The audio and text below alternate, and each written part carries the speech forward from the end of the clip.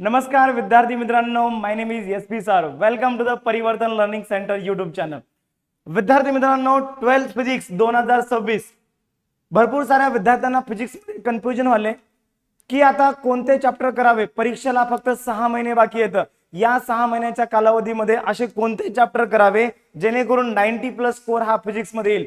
तर विद्यार्थी मित्रांनो, टेंशन घेऊ नका. जब एसपी सर आपके साथ है तो फिर डरने की क्या बात है. तर या ठिकाणी आता मी जे तुम्हाला चॅप्टर सांगणार आहे फक्त तेवढे चॅप्टर करा. 90+ तुमचा स्कोर येणार म्हणजे येणार. 500च्या बॉन्डवर लिहून घ्या. ओके, तर बघा 16 चॅप्टर आहेत आपल्या फिजिक्स मध्ये. कोणकोणते चॅप्टर आहेत लगेच लिहून घ्या. पहिला चॅप्टर आहे रोटेशनल डायनामिक्स. आता कोणते चॅप्टर तुम्हाला करायचे ते मी सांगणार आहे. पहिला चॅप्टर आहे रोटेशनल डायनामिक्स. हा चॅप्टर करायचा आहे म्हणजे करायचा आहे, कारण की पहिला चॅप्टर असतो आणि पहिला चॅप्टर माणूस 5-6 वेळेस 7 वेळेस रिव्हिजन करत असतं. त्याच्यामुळे हा रोटेशनल डायनामिक्स पहिला चॅप्टर आहे. 7 मार्काचा आहे. करायचा आहे म्हणजे करायचा आहे. मेकॅनिकल प्रॉपर्टी करायचा आहे. 7 मार्काचा चॅप्टर आहे. कायनेटिक थेअरी ऑफ गॅसेस करायचा आहे. सगळ्यात छोटा चॅप्टर आहे. 7 मार्काचा चॅप्टर आहे.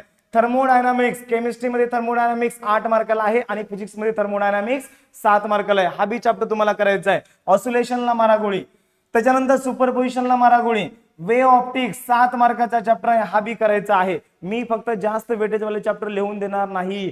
जे चॅप्टर सिंपल आहेत आणि हायली वेटेज वाले चॅप्टर आहेत असे चॅप्टर मी तुम्हाला लिहून देणार आहे. ओके, इलेक्ट्रोस्टॅटिक्सला मारा गोळी, करंट इलेक्ट्रिसिटी करायचा आहे. 6 मार्काला हा चॅप्टर आहे. हा चॅप्टर तुम्हाला करायचा आहे. Magnetic field due to electric current याला मारा गोळी. मॅग्नेटिक मटेरियल हा चॅप्टर विद्यार्थी मित्रांनो तुम्हाला करायचा आहे. 5 मार्काचा चॅप्टर आहे. इलेक्ट्रोमॅग्नेटिक इंडक्शन करायचं आहे. सोपा चॅप्टर आहे. 7 मार्काचा चॅप्टर आहे. या चॅप्टरवर खूप सोपे प्रश्न येतात, बरोबर आहे. त्याच्यानंतर एसी सर्किट करायचा नाहीये. ड्युएल नेचर तुम्हाला करायचं आहे. हा चॅप्टर विद्यार्थी मित्रांनो 6 मार्काला आहे. बाकीच्या चॅप्टरला मारा गोळी. एवढे जर समजा तुम्ही जर चॅप्टर केले विद्यार्थी मित्रांनो तर तुमचा स्कोर किती येत आहे बघा. 7-28, 7-35, 7-42, 42 आणि त्याच्यानंतर 42 आणि 10, 42 आणि 10 किती 44, 54 आणि 5 किती होतात. ओके, तर जवळपास विद्यार्थी मित्रांनो 54 आणि 5 म्हणजे तुमचा स्कोर जवळपास 59 मार्काचा या ठिकाणी तुमचा पेपर सॉल्व्ह होत आहे.